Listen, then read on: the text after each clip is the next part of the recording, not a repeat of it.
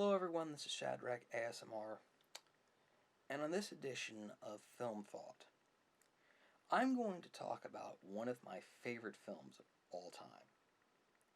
One of my favorite films. In fact, it's a film that I love watching over and over again. And to be honest with you, it is a film so obscure that you might not have known about this film unless you're either going to watch the video that I'm making now, or two, you've seen it on an episode of Mystery Science Theater 3000. Now, everyone's familiar with Mystery Science Theater 3000. You know, you got a guy on a satellite, Mike Nelson, and his robot pals, Gypsy, Tom Servo, and Crow, and even Cambot, and they basically watch these movies, and they basically make fun of the movies. They're like the worst movies imaginable, and that's basically what it's all about. Well, anyways, there was one episode that they did on Mystery Science Theater 3000 where they riffed into this old, obscure film starring Raul Julia, known for his work in Street Fighter and in Addams Family, called Overdrawn at the Memorybank. Now, why is Overdrawn at the Memorybank a good movie? Why is it a great movie, at least in my opinion? It has the distinction, Overdrawn at the Memorybank has the distinction of being the one time in my early years that I was able to sit through an entire episode of Mystery Science Theater 3000 from beginning to end. That was the only time in history I was able to do that in my early years. The reason I say this is that for a while, after a while or so watching Mystery Science Theater 3000, one of the episodes, I'd get bored of it because it was too long for my liking. I remember I was a young kid at the time, 13 years old, around that time. However, Overdrawn at the Memorybank was the one time I was able to sit through an entire viewing. And the reason for that is, I could sympathize with the character Aram Fingal. Raul Julia's character is named Aram Fingal. And the story goes, the film is about this guy named Aram Fingal, whom is basically just a lowly office worker in a totalitarian government where film is basically outlawed. I mean, you can't watch any more movies, basically, in this totalitarian regime in the future. And one day, while Aram Fingal is at work, he engages what many people are right now doing in this day and age in watching a film at work.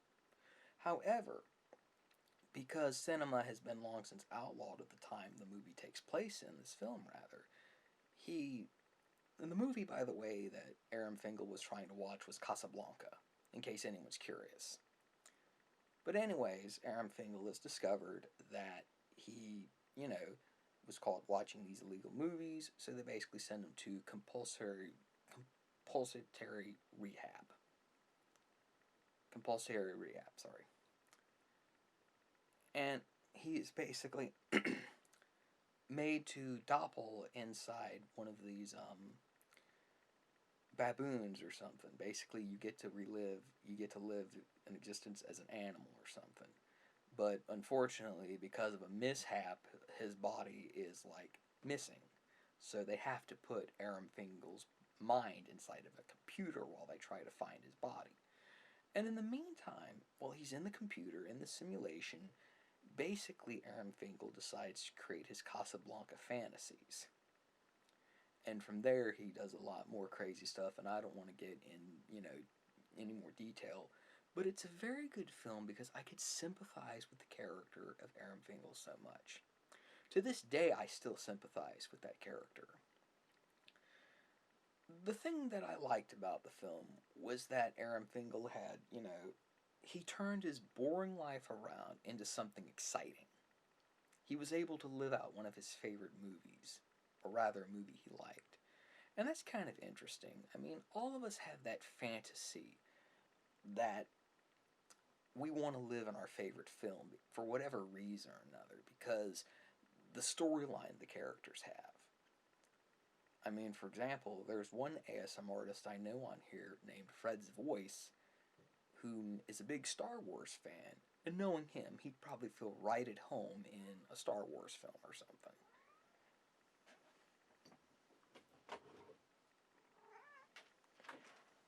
And he's in.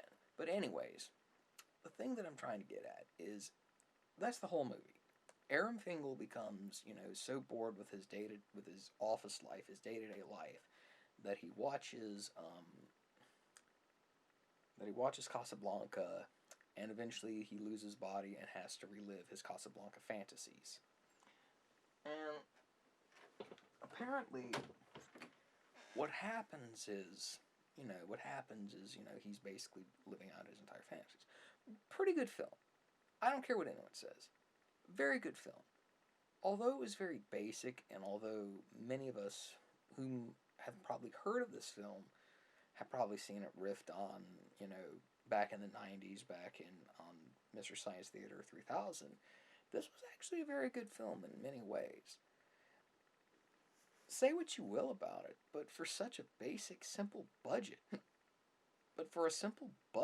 Overdrawn in the Memorybank was very good. And depending on how you feel about remakes, it could be remade. If it was given the right screenwriter, the right directors, and the right actors, Overdrawn at the Memorybank could have been remade in this day and age. But then again, you got a bunch of idiots that want everything to be politically correct and woke and all that other garbage. That'll be another topic for another day anyway. But anyways, this is a film that I really liked. It's one of my favorite films of all time. And although it was simply done, and although it looks very cheesy compared to today's technology and everything, and it looks as though you could film a film like this with your friends and everything on YouTube, nevertheless, I think we all can sympathize with Aram Fingal. That, we just want to watch movies at work. Or live out our fantasy in these movies. Anyways, I'm not sure if anyone's ever seen it, and that's okay if you haven't. No one knows about it. It's basically, or rather I should say, Overdrawn at the Memorybank is one of those films that only a select few know about it. That it's so obscure that you have to know someone who knows about it. Or you have to explain it to people. But anyways, I think that's all I'm going to say about it. That's all I'm going to do in this edition of Film Thought. Let me know your thoughts. Anyways, this is Shadrach ASMR, signing off.